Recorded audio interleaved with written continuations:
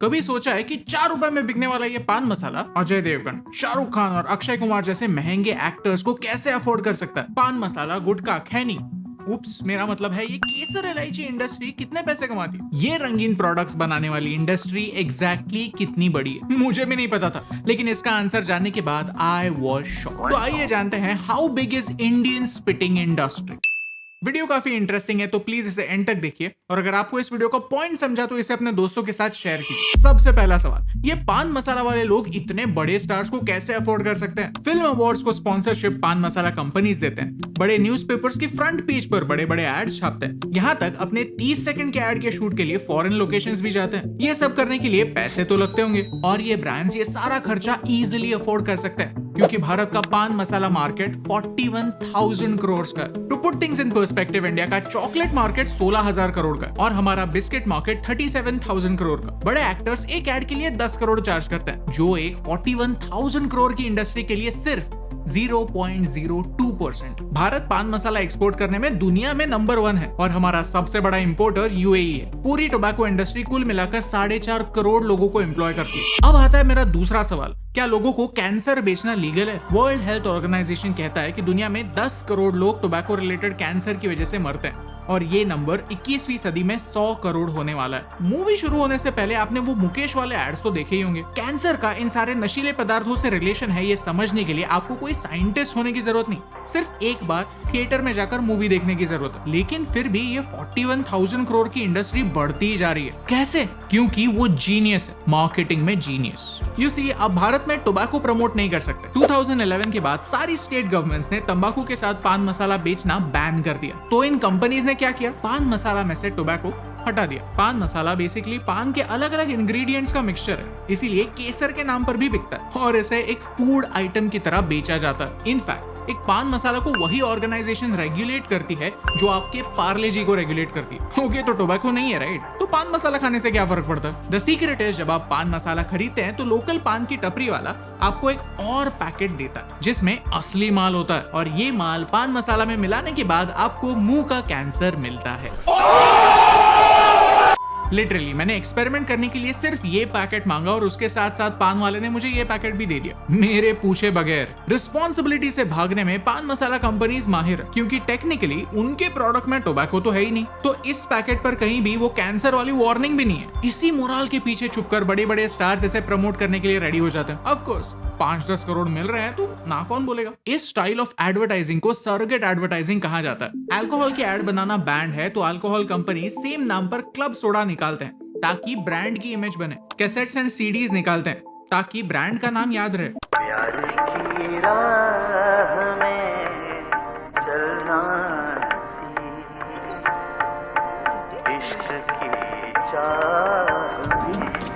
Popular ad campaigns चलाते हैं जो आपको सालों साल याद रहे। एड में जो प्रोडक्ट ये लोग प्रमोट करते हैं वो आप कभी खरीदते नहीं, लेकिन हाँ, जब आप वाइन शॉप में जाते हैं तो आपको ब्रांड का नाम याद रहता है। सिमिलरली पान मसाला ब्रांड सिल्वर कोटेड इलायची बेचते हैं जिनका पैकेट उनके पान मसाला या खैनी के पैकेट से एकदम मैच करता है, लेकिन एड में उनका मेंशन नहीं होता। अब इलायची बेचना क्राइम थोड़ी है। इनफैक्ट मैंने एक ब्रांड की चाय की एड देखी जहाँ हीरोइन का ड्रेस भी खैनी के पैकेट जैसा दिखता है। इस सरोगेट एडवर्टाइजिंग ने किसी भी बड़े स्टार को छोड़ा नहीं है, फिर वो हिंदी का हो या साउथ का, नया हो या पुराना। वेट, तो मैं ये वीडियो क्यों बना रहा हूँ? लोगों को पता है कि ये चीज उनके लिए बुरी है। लोगों को पता है कि स्टार्स एड्स में झूठ बोल रहे हैं। लोगों को पता है कि अगर उन्हें कैंसर हुआ तो वो ट्रीटमेंट भी अफोर्ड नहीं कर सकते। अगर वो बेवकूफ हैं तो है, क्या फर्क पड़ता है? फर्क तब पड़ता है जब ये बेवकूफी उन लोगों की भी जान लेती है जो खुद पान मसाला खाते हैं। आज तक कोविड से भारत में 5 लाख के आसपास लोग मरे, लेकिन एक ऐसी बीमारी है जो सिर्फ 1 साल में 5 लाख लोगों की जान लेती है, और ये कहानी हर साल रिपीट होती है। इस बीमारी का नाम है टीबी, जिसके बारे में कोई कभी बात नहीं करता। पूरी दुनिया के 1/3 केसेस भारत से आते हैं। क्यों?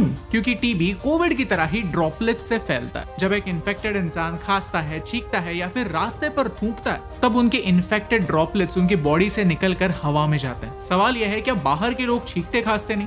ऑफ कोर्स, लेकिन वो थूकते नहीं। एक पान मसाला खाने वाला इंसान ऑन एवरेज 10 मिनट में 20 से 30 बार थूकता है। अगर वो रिक्शा चलाने वाला हो जो पूरे शहर में घूमता है और अगर उसके बॉडी में टीबी हो तो वो लिटरली टीबी एक दिन में पूरे शहर में फैला सकता है। आपके घर ला सकता है, आपकी किसी भी गलती के बिना आपकी लाइफ बर्बाद कर सकता है। तो हम क्या कर सकते हैं? इस वीडियो की शुरुआत में मैंने आपको बताया कि ये पान मसाला इंडस्ट्री कितनी बड़ी है। उसका एक रीजन था क्योंकि मुझे इस इंडस्ट्री को एक सवाल पूछना, अगर करोड़ों रुपए एड्स पर खर्च हो सकता है, अगर आपके एक एड में एक से ज्यादा स्टार्स हो सकता है, तो आपके टोटल बजट में से एक छोटा सा हिस्सा आप लोगों को थूकने से रोकने में क्यों नहीं खर्च करते?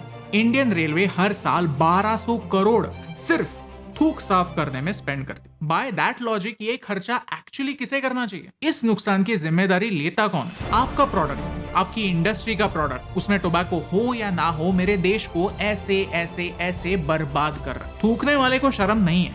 क्या आपको शर्म है? क्या ये 41,000 करोड़ की इंडस्ट्री अपने टोटल टर्नओवर का 0.01% हिस्सा ये धब्बे साफ करने में खर्च कर सकती है? उनसे रिजल्ट की एक्सपेक्टेशन जरूर है, लेकिन उससे पहले मैंने मेरे बिहेवियर में एक छोटा सा बदलाव लाया। मुंबई में किसी भी रिक्शा में बैठने से पहले मैं रिक्शा वाले को एक सवाल करता हूं, क्या आप रास्ते पर थूकने वाले हो? अगर वो हाँ कहता है या फिर उसके मुंह में मैं कुछ देखता हूँ तो फिर मैं उसकी रिक्शा में नहीं बैठ। जब मेरे दिमाग में आइडिया आया तो मुझे लगा कि मैं रिक्शा में ही नहीं बैठ पाऊंगा, मुझे कोई रिक्शा वाला मिलेगा ही नहीं। मैंने सोचा था कि सारे रिक्शा वाले थूकिया होते हैं, बट आई वॉज रॉन्ग। मुझे एक दो बार रिक्शा छोड़नी पड़ी, लेकिन इमीडिएटली मुझे नेक्स्ट रिक्शा मिल गई। इससे दो फायदे होते हैं।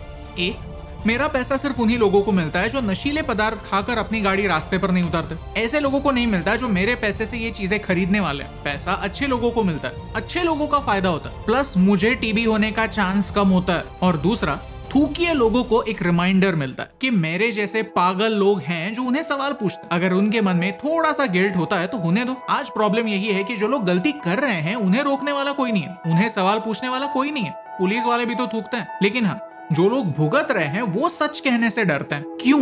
मेरा भारत महान। ये गाड़ी के पीछे लिखने वाले लोग वो गाड़ी रुकते ही उसी भारत पर थूकते हैं, यही सच। तो मेरा सवाल आपसे, क्या आप उन लोगों को पैसा देंगे जो आपके देश पर थूकते हैं? क्या आप उस इंडस्ट्री को सपोर्ट करेंगे जो उनकी गंदगी साफ नहीं करते? क्या आप उन एक्टर्स की फिल्मों के लिए एक्साइट होंगे जिन्हें ये पता ही नहीं कि उनकी एक्शंस की वजह से भारत में कैंसर और टीबी जैसी बीमारियां फैल रही है? अगर आपको इन सवालों में सेंस लगा तो इस वीडियो को शेयर कीजिए, क्योंकि ये सवाल लोगों तक पहुंचने जरूरी। Tag your favourite actors, celebrities, influencers and ask them. क्योंकि पेंडेमिक की वजह से 2 साल लोगों को घर बैठना पड़ा। लगा था कि अब तो लोग सुधरेंगे, वही सेम गलतियां नहीं करेंगे जिन्होंने उनके पेट पर लात मारी थी। But I was wrong. आपके मुंह में कैंसर ठूसना है तो ठूसो, बस थूकना मना। ये मैसेज हर एक इंसान तक पहुंचना जरूरी, क्योंकि एक के करने से क्या फर्क पड़ता है, लेकिन एक एक के करने से बहुत फर्क पड़ता है।